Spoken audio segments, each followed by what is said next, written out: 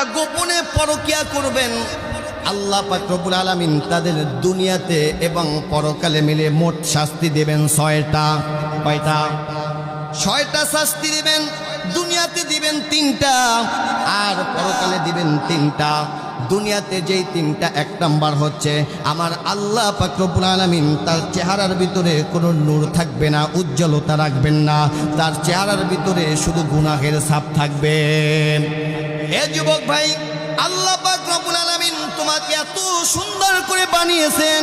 আল্লাহ বলেন লাকাদ খালাকনাল ইনসানা ফি আহসানি তাকওয়িম, আমি মানুষদেরকে সৃষ্টির সূচনা লগ্ন থেকে অত্যন্ত সুন্দর করে সৃষ্টি করেছি। এখন বলেন গুনাহ করার কারণে, জিনা করার কারণে, গোপনে পরকিয়া করার কারণে যদি আপনার চেহারার উজ্জ্বলতা কমে যায় তাহলে অবস্থাটা কি হবে?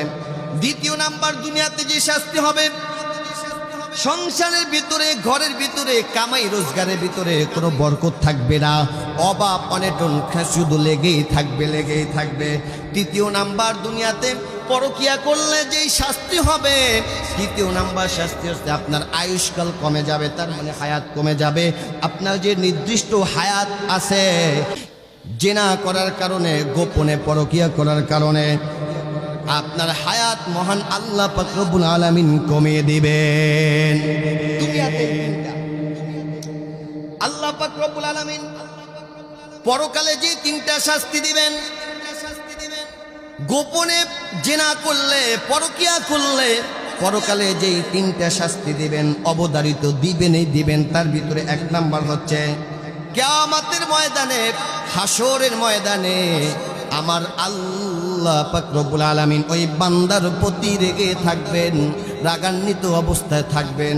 এ যুবক ভাই, এ পর্দার মা, কিয়ামতের ময়দানে আমার মালিক যদি আপনার প্রতি যদি রাগান্বিত থাকেন, কিয়ামতের ময়দানে যদি আপনার প্রতি রেগে থাকেন, বলেন আপনার তো জাহান্নাম ছাড়া তো কোনো উপায় থাকবে না।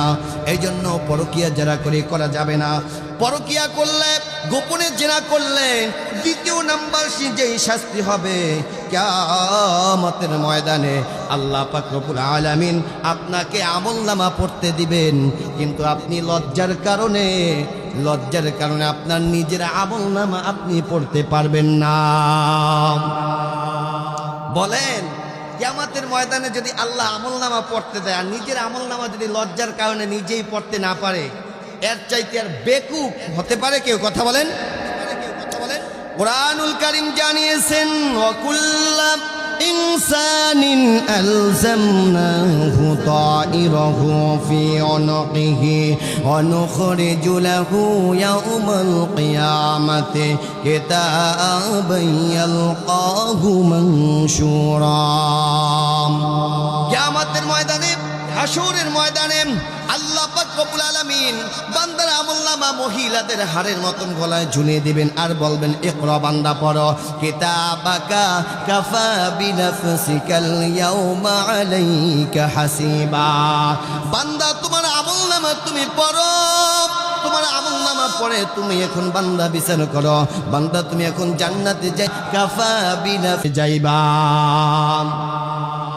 জান্নাতে যাইবা না জাহান্নামে যাইবা, তোমার আমলনামা পড়ে তুমি এখন বিচার করো। কিন্তু যারা গোপনে জিনা করবে, পরকিয়া করবে, তারা নিজের আমলনামা নিজেরা পড়তে পারবে না। গোপনে জিনা করলে, পরকিয়া করলে তৃতীয় নাম্বার পরকালে যে শাস্তি হবে, কিয়ামতের ময়দানে, হাসরের ময়দানে আমার মালিক আল্লাহ পাক রব্বুল আলামিন বিনা বিচারে, বিনা প্রশ্নে, বিনা জিজ্ঞাসায় বান্দাকে জাহান্নামের মধ্যে দিয়া দিবে। এখন বলেন আল্লাহ যদি বিচার না করেন, বিনা বিচারে যদি আপনি জাহান্নামী হন শুধুমাত্র পরকিয়া করার কারণে, জিনা করার কারণে, এজন্য মা বোনদেরকে অনুরোধ করব, যারা স্বামী আছেন, স্বামী তাদেরকে অনুরোধ করব আপনারা জেনা কইরেন না, গোপনে পরকিয়া কইরেন না। যদি করে থাকেন অবশ্যই অবশ্যই 100% দুনিয়াতে 3টা শাস্তি হবে আর পরকালে 3টা শাস্তি হবে। আমি আবার রিপিট করছি, দুনিয়াতে যেই 3টা শাস্তি হবে, আপনার চেহারার ভিতরে কোনো উজ্জ্বলতা থাকবে না, সংসারের ভিতরে অভাব অনটন লেগেই থাকবে। 3য় নম্বরে আল্লাহ পাক রব্বুল আলামিন আপনার আয়ু কমাই দিবেন, হায়াত কমাই দিবেন। পরকালে যে 3টা, 1 নম্বরে আল্লাহ তাআলা কিয়ামতের ময়দানে আপনার কাছে রাগান্বিত অবস্থায় থাকবেন। 2য় নম্বরে কিয়ামতের ময়দানে আপনাকে আমলনামা পড়তে দেওয়া হবে, আপনি পড়তে পারবেন না। 3য় নম্বরে বিনা হিসাবে বিনা বিচারে আমার আল্লাহ পাক রব্বুল আলামিন আপনাকে জাহান্নামে দিবেন। এর যুবক, যার অন্তরের ভিতরে আল্লাহর মোহাব্বত থাকবে, যার অন্তরের ভিতরে নবীর অনুসরণ থাকবে, নবীর মোহাব্বত থাকবে, ভালোবাসা থাকবে, ওই বান্দা কখনোই জিনা করতে পারে না, অবৈধ সম্পর্ক করতে পারে না। আজকে তো যুবক ভাইরা